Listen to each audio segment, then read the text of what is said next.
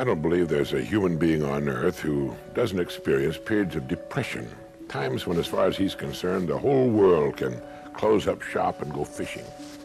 The experts say these periods of feeling low, unhappy, and depressed are a normal part of living, provided we don't go too low when we're depressed or too high at the happy end of the cycle. If your periods of depression are too deep or last too long, you could probably use some professional help. But we all experience these highs and lows, and I've been in a real beauty of a low for the past day or so. Incidentally, these periods of depression almost always follow an illness, even a slight cold. Well, last Sunday morning, I was awakened by the telephone at 5 o'clock in the morning. It was a man I'd known years before who happened to be passing through town and just wanted to call and say hello. At 5 on a Sunday morning, he wanted to call and say hello. But once I'm up for good, so I went to the kitchen to make a pot of coffee. The moment that telephone rang, I was aware that I was depressed. In fact, the telephone had also awakened my wife, who took one look at me and asked me what was wrong. I told her I was feeling a little depressed, and she gave me a very cheering message. If I remember correctly, she said, "Oh, really?" She always has one of those great morale boosters right at the tip of her tongue. But as I was making the coffee, I thought that even though I felt low enough to crawl under the door, I couldn't think of a single human being on earth with whom I'd trade places. And this seemed to have a good effect. And I began to wonder if this is true of everyone. Would anyone agree to physically change places with another person, to forget completely his own life and past, family and friends, to lose completely his own personality, his own mind and abilities, and take on those of another human being, a stranger? Would an old man sitting in the park willingly change places with the child being pushed by in a stroller? Would any woman, regardless of her present life, change places with any other woman on earth? What do you think? Would you? Can you think of a person alive today with whom you'd willingly trade places? I mentioned this to my wife. I asked her the same question, and she said, certainly not. She said no one would, because it would mean losing one's identity, and that a person's identity is his most important possession. Now, to me, this was all very interesting, and I must admit that it went a long way toward restoring my attitude toward myself and the world. And the psychologists agree with my wife. They say that the most important thing to a human being is his identity as a person, and that's the thing he wouldn't trade. Bring the subject of trading places with someone else the next time the family sits down at a meal. Give it some thought on your own. It has a way of getting us back on course. How about it? Is there anyone you'd trade with? Harvey Mindus, a practicing psychologist and a professor at UCLA, is the author of this marvelous book, Laughter and Liberation, in which he points out that everyone seems to realize the importance of a sense of humor and agrees that it's one of our most valuable faculties. The kind of sense of humor that can help us maintain our sanity moves beyond jokes, beyond wit, beyond laughter itself. It must constitute a frame of mind, a point of view, a deep-reaching attitude toward life.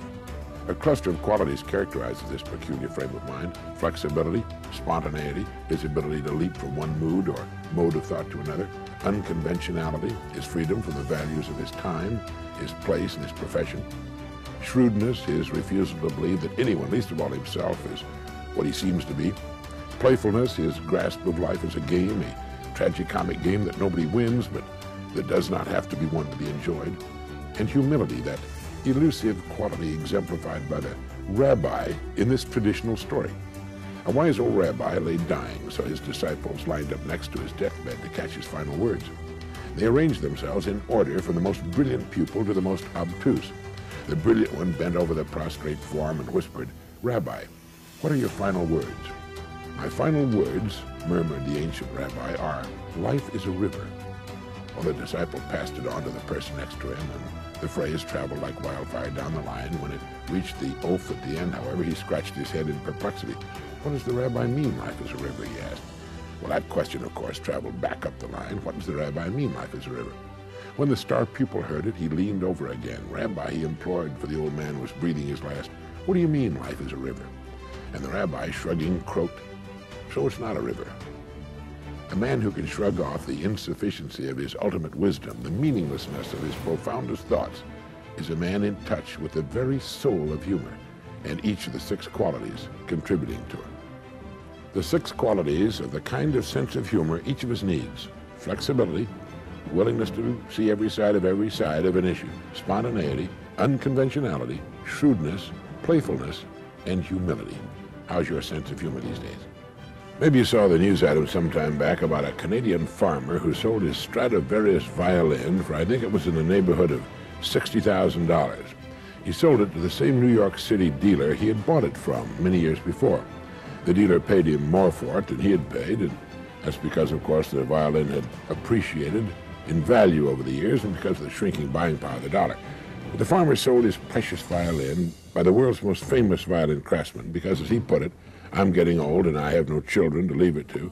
And by getting it back in the hands of the dealer, he knew that it would wind up with someone who would treasure it as he had. Antonio Stradivari, the Italian violin maker, lived from 1644 to 1737. He worked alone, although later in his life his sons helped him. No committee advised him. No one made decisions for him.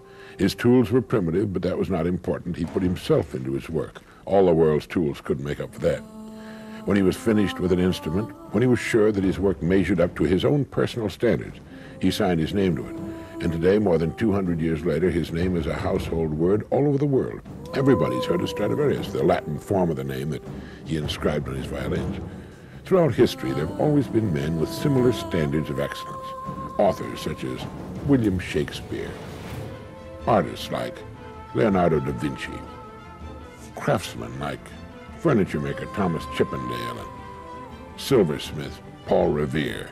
Everything they did was done well, not because it had to be, but because they wanted it to be. They had only to please themselves, yet the products of their fertile minds and skillful hands are still collected and admired today. What is it that causes one person to take pride in what he does, while others give little or no thought to the quality of their work at all, do you know? Of course, when we talk about Stradivari or Da Vinci, we're talking about great geniuses, towering talents who found their media and became great in it. There have been many other fine violin makers and artists who took just as much pride and care in their work, but lacked the same quality of talent. There are even today many thousands of craftsmen who will not turn out shoddy work and who are proud to sign their names to their creations. They're in the minority, perhaps. They've always been in the minority. But the respect for quality never changes. It still commands the highest price. It's still revered wherever we find it. And the person creating it has gained for himself 2 precious assets. First, he's built the kind of security that lasts a lifetime. He need never worry about his income. And second, his work is a source of satisfaction and joy to him. He derives deep satisfaction from being an uncommon person. People who set their own high standards to which they make themselves measure up lead enjoyable, exciting lives. Each task they begin is a fascinating contest to achieve their own standards of excellence. I've got some advice here for you today on how to become hated, how you can stir up resentments and ill will that will simmer and hang on for years. All you have to do is criticize. No matter what a person has done or how he lives his life, he doesn't want nor does he feel he needs criticism. This is why a criminal can fly into a rage against witnesses, prosecuting attorneys, and judges. Although he may have committed the most serious crime and knows full well that he's committed it, he deeply resents those who by their actions are critical of him.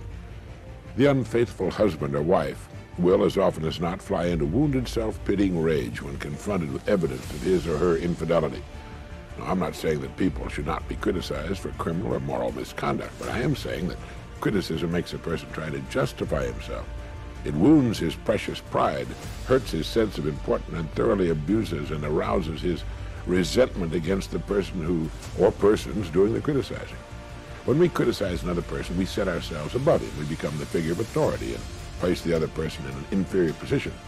He automatically, he doesn't like us.